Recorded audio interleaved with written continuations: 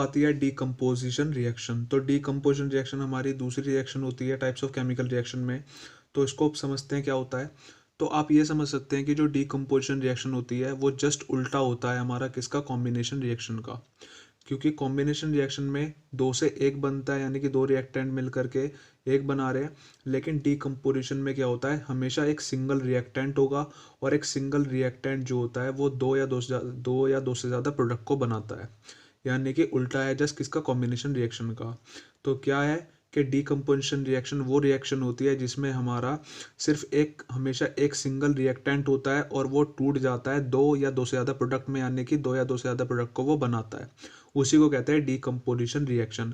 और इसी वजह से डीकम्पोजिशन रिएक्शन और आपका कॉम्बिनेशन रिएक्शन एक दूसरे के हमेशा अपोजिट होते हैं। तो देखिए इसकी लैंग्वेज क्या है। तो डीकम्पोजिशन रिएक्शन, तो reaction in which a single reactant break down to give two or more products are called decomposition reaction. यानी कि वो रिएक्शन जिसमें एक सिंगल रिएक्टेंट जो होगा वो ब्रेक डाउन हो जाएगा, माने टूट जाएगा दो या दो से ज़्यादा प्रोडक्ट में, उसको कहते हैं डीकम्पोजिशन रिएक्शन। अब आता है इसका किस तरीके से रिप्रेजेंटेशन है। तो देखिए जैसे एक एक्स वाई सिंगल हमारा रिएक्टेंट है तो वो टूट गया है हमारे दो प्रोडक्ट में, एक्स में और एक वाई में। तो इसी वजह से ये आपका रिप्रेजेंटेशन है डीकम्पोजिशन रिएक्शन का। अब आपके जो डीकम्पोजिशन रिएक्शन के एग्जांपल्स हैं जो एनसीईआरटी में बहुत इंपॉर्टेंट है आते हैं, तो उसको पढ़ते हैं। तो डीकम्पोजिशन रिएक्शन जो है हमारा एक इंपॉर्टेंट पॉइंट क्या है, decomposition reaction are opposite to combination reaction, यानी कि कॉम्बिनेशन रिएक्शन का वो अपोजिट है। अब आते हैं डीकम्पोजिशन रिएक्शन के एग्जाम्पल।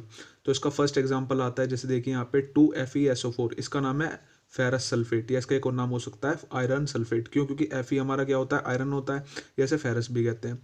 तो SO4 किसी के पीछे होता है उसको कहते हैं सल्फेट, इसी वजह से इसका नाम क्या हो गया, फेरस सल्फेट या फिर आयरन सल्फेट। तो ये हमारा पूरा एक जो था आयरन सल्फेट, इसको जब हमने हीट करा तो ये टूट गया तीन प्रोडक्ट में। कौन कौन से में?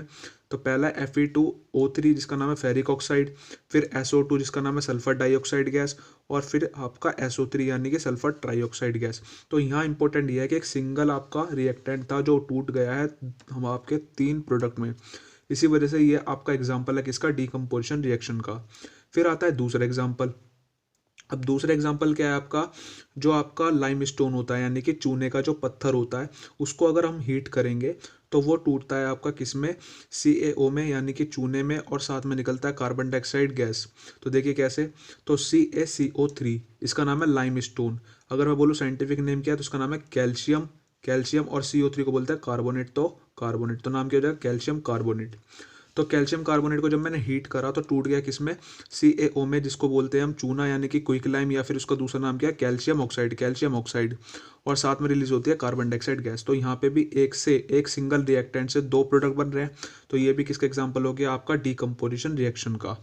तो अब चलते हैं इसके आगे एग्जाम्पल पे।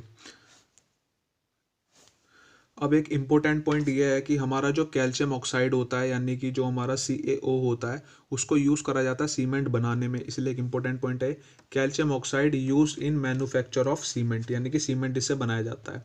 उसके बाद तीसरा एग्जाम्पल आता है आपका डीकम्पोजिशन रिएक्शन का, जो कि देखिए ये रहा 2Pb ब्रैकेट में NO3 की होल ट्वाइस, इसको बोलते हैं लेड, और NO3 को कहते हैं नाइट्रेट, तो नाम हो जाएगा लेड नाइट्रेट। लेड नाइट्रेट हमारा सॉलिड फॉर्म में है, जब मैंने उसको हीट करा, गर्म करा, तो वो टूट गया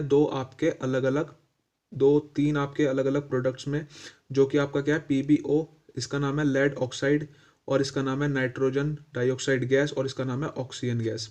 तो यहाँ पे आपका लेड नाइट्रेट जो है वो ब्रेक डाउन हो गया आपका तीन अलग अलग प्रोडक्ट में। तो एक सिंगल रिएक्टेंट ब्रेक डाउन हो गया तीन अलग अलग प्रोडक्ट में। इसी वजह से ये भी किसका एग्जांपल हो गया, आपका डीकम्पोजिशन रिएक्शन का। So in this decomposition reaction brown fumes of nitrogen dioxide gas are emit, यानी कि जब भी ये वाली जो रिएक्शन होती है हमारी, ये जब भी परफॉर्म होगी तो इसमें ब्राउन फ्यूम्स निकलती हैं, यानी कि जो भूरा है वो एक भूरा सा धुआं निकलता है, और ये भूरा धुआं कौन सी गैस का होता है, नाइट्रोजन डाइऑक्साइड गैस का होता है। तो इसमें से ये पूछ लिया जाता है कि एक रिएक्शन हो रही है उसमें ब्राउन फ्यूम्स निकल रही है, किसकी निकल रही है, तो आपको हमेशा लिख के आना है कि वो किसकी निकलती है, नाइट्रोजन डाइऑक्साइड गैस की निकलती है, NO2 की निकलती है। तो अब इसका अगला एक जो इंपॉर्टेंट पॉइंट है वो क्या है, if decomposition reaction perform by use of heat. देखिए अभी हमने जो इसके एग्जांपल पढ़े, जैसे ये पढ़ा है, इसमें भी आपको देखा आपने कि लेड नाइट्रेट आपका टूटा तीन अलग अलग प्रोडक्ट में, किसके द्वारा, हीट के द्वारा। हीट का यूज़ करा तभी तो ये हुआ, और उससे पहले भी ऐसा ही हुआ था, हीट का यूज़ हुआ तभी आपका जो रिएक्टेंट है वो टूटा है प्रोडक्ट में। तो अगर कभी भी डिकम्पोजिशन रिएक्शन आपकी हीट की वजह से होती है, यानी कि हीट के यूज़ की वजह से रिएक्टेंट टूटता है दो या दो से ज़्यादा प्रोडक्ट में, तो उस डिकम्पोजिशन रिएक्शन को हम दूसरे नाम से भी बोल सकते हैं, और वो नाम है उसका थर्मल डिकम्पोजिशन रिएक्शन, क्योंकि वो हीट की वजह से हो रहा है, हीट को कहते हैं thermal. So if decomposition reaction perform by use of heat, यानी कि वो कैरिड आउट हो रही है, परफॉर्म हो रही है हीट की वजह के यूज़ के वजह से, so it is also called thermal decomposition reaction. तो उसको क्या कह सकते हैं हम, थर्मल डिकम्पोजिशन रिएक्शन कह सकते हैं। आई होप आपको ये समझ में आ गया होगा। अब एक इसका फोर्थ एग्जाम्पल आता है। फोर्थ एग्जाम्पल क्या है कि वाइट सिल्वर क्लोराइड, एक आपका सिल्वर क्लोराइड होता है, सिल्वर क्लोराइड को कहते हैं AgCl, तो इसका कलर होता है वाइट।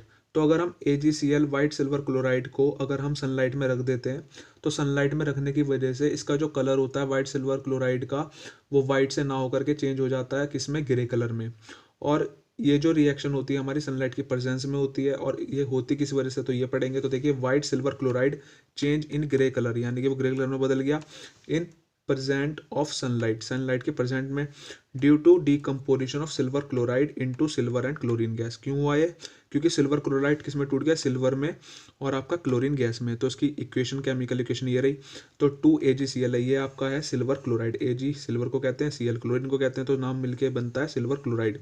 ये अगर जब मैंने इसको सनलाइट में रखा, ये वाइट कलर का था, तो ये टूट गया किसमें, Ag यानी कि सिल्वर में सिंगल, और आपका Cl2 यानी कि क्लोरीन गैस में। और ये जो रिएक्शन हुई है हमारी, इसी वजह से इसका जो कलर था वाइट सिल्वर क्लोराइड का, वो हमारा किस में हो गया, आपका ग्रे कलर में हो गया, क्योंकि ये आपका यहाँ पे डिकम्पोजिशन रिएक्शन हो गया था इसी वजह से। अब इसमें एक इंपॉर्टेंट पॉइंट ये है कि एक और ऐसी कंपाउंड होता है जिसका नाम है आपका सिल्वर ब्रोमाइड। सिल्वर ब्रोमाइड जो होता है उसको कहते हैं AgBr। तो यहाँ देखिए AgBr है। अगर मैं AgBr भी वाइट कलर का ही होता है, और उसको भी अगर मैं सनलाइट में रखूंगा, तो वहाँ पे भी ऐसे ही होगा कि AgBr टूट जाएगा, Ag में अलग और Br में अलग। तो यहाँ भी डिकम्पोजिशन रिएक्शन हो गई, यहाँ पे भी एक सिंगल रिएक्टेंट से दो अलग अलग प्रोडक्ट बन गए। तो ये रिएक्शन जस्ट ऊपर वाले की तरह ही, तो इसलिए लिख रखा है silver bromide also behave like this reaction, यानी कि ये जो रिएक्शन थी इसी की तरह ये बिहेव कर रहा है हमारा सिल्वर ब्रोमाइड भी सिल्वर क्लोराइड की तरह। तो ये उसकी इक्वेशन लिखवा दी है। अब आता है कि इन रिएक्शनों को कहाँ यूज़ करते हैं, ये दोनों रिएक्शन जो आपके डिकम्पोजिशन वाले जो सनलाइट की वजह से हो रही है। So this reaction used in black and white photography. Black and the white photography, ये हमारी रिएक्शंस होती हैं, आगे जाके आप हायर क्लासेस में इसको पढ़ेंगे अच्छे से। तो इन रिएक्शनों को उसमें यूज़ करते हैं। तो लेकिन इंपॉर्टेंट ये है कि ये भी हमारा एग्जाम्पल किसका है, डिकम्पोजिशन रिएक्शन का एग्जाम्पल है। और इसमें एक चीज़ और है कि ये जो हमारी रिएक्शन है किसकी वजह से हो रही है, सनलाइट के यूज़ की वजह से। तो देखिए यहाँ पे जो सिल्वर क्लोराइड था हमारा, वो टूट गया सिल्वर में और क्लोरीन में बाय यूज़ ऑफ सनलाइट। तो अगर कोई भी डिकम्पोजिशन रिएक्शन अगर हमारी सनलाइट की वजह से हो रही है, सनलाइट के यूज़ की वजह से हो रही है, तो उस डिकम्पोजिशन रिएक्शन का दूसरा नाम हो जाएगा फोटो डिकम्पोजिशन रिएक्शन। जैसे अगर हीट की वजह से हो रहा था तो हमने उसका दूसरा नाम क्या रखा था, थर्मल डिकम्पोजिशन रिएक्शन, ऐसे इसका नाम हो जाएगा फोटो डिकम्पोजिशन रिएक्शन। तो देखिए आगे इसका पॉइंट क्या है। तो देखिए if decomposition reaction perform in presence of the sunlight, यानी कि अगर डिकम्पोजिशन रिएक्शन हमारी सनलाइट की प्रेजेंस की वजह से हो रही है, so it is also called the photo decomposition reaction. तो उसको हम फोटो डिकम्पोजिशन रिएक्शन भी हम कह सकते हैं। अब हम पढ़ेंगे टाइप